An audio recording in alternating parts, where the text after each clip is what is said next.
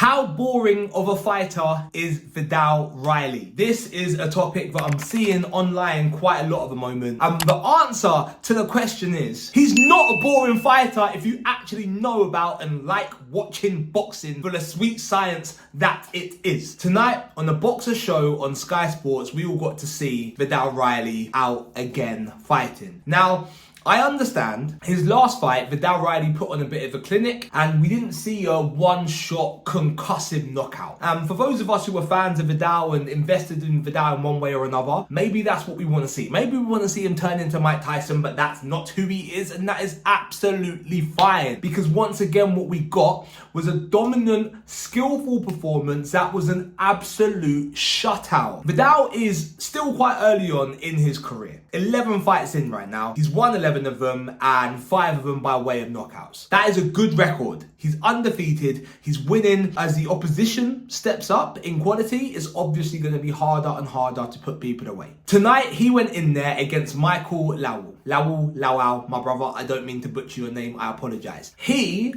is in fantastic physical condition, and you could see quite clearly and quite easily that he possessed a lot of power. It doesn't matter how good you are at boxing, if you get caught on the chin by a powerful person with a powerful punch, you are going to feel it, or if you're unlucky, you won't feel it and you'll just open your eyes and be on the floor. If you go and look at the intricacies of what Vidal did tonight, with regards to keeping his distance, with regards to keeping his line, and making sure that he was always in an angle, if he wanted to, he could engage and he could punch Mikael, but Mikael couldn't retaliate and engage with Vidal when he wanted to. That's mastery, guys. I know we want to see things like the main event where Fabio Wardley ends up with a broken and bloody nose and there's claret all over the canvas like somebody is just flipping opened up the bag of a vampire and opened the top on his drinks bottle. I don't know where that analogy came from. It's a bit of a weird analogy. Everybody knew exactly what I was talking about.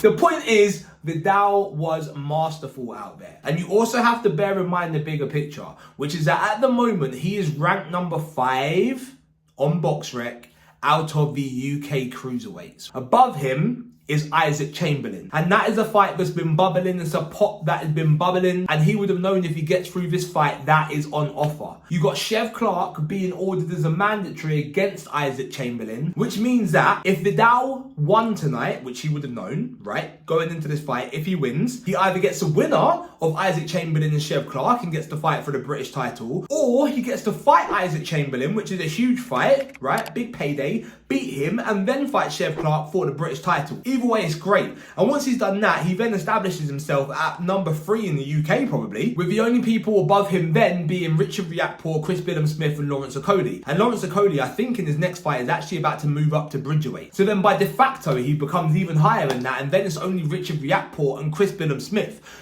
Richard Riakporhe is currently waiting to be called as a mandatory for a world title shot, and Chris Billam-Smith has a world title. So basically what we're saying is, if Vidal could have got through tonight's fight against Lawal, he was going to be one more win away potentially from a domestic world title fight. He is not going to be there in the ring and jeopardize that, jeopardize the foundations that he's laid, jeopardize the potential that he's got just to try and be entertaining for a second in the ring. It was a one-sided shutout of a fight and a beautiful performance. And I understand that if you are just a casual and you don't really understand boxing and you just want to see some punches flying, it wasn't the best fight that you've ever seen in your life. But for someone who is in my case, whereby I'm not very good at boxing, guys, I'll put my hands up and I say that I'm still a novice, I'm still learning. I'm looking at some of the stuff that he does and I'm like, wow. That is so intelligent and it's so smart, and to be able to do that for 10 rounds straight without losing your concentration, being consistent in your movement patterns and being consistent in the way that you are abusing and taking advantage of the other person's habits, that is elite level boxing. When you look at Floyd Mayweather was a defensive fighter. He didn't always engage that much, but he got to the top of the game. You look at Devin Haney, the youngest ever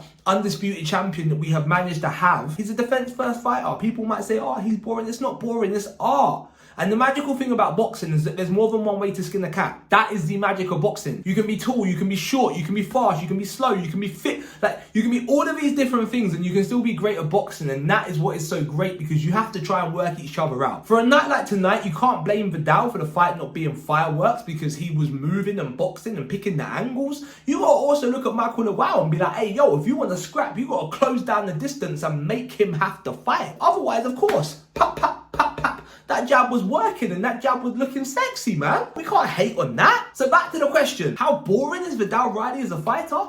Not at all, because he might be 2 or 3 fights away from a world title fight, undefeated, boxing and moving and popping a man's head off with the jab.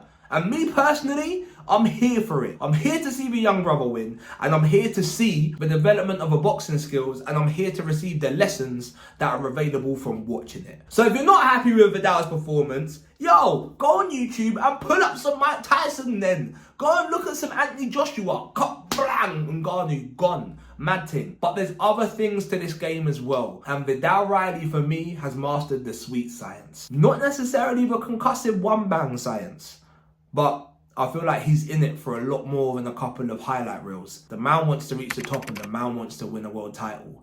And shutout wins with no injuries, no cuts, no scars, no bother.